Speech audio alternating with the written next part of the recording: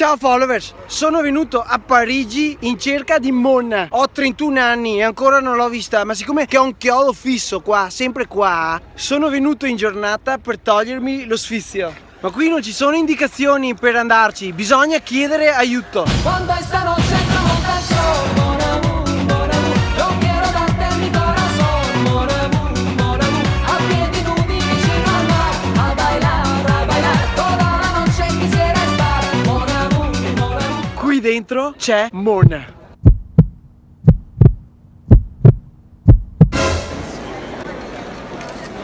Ciao, troppa gente. È bello anche questo però, Ma qui non c'è nessuno. È proprio vero. Tira più un pel de Mona che un carro di buoi.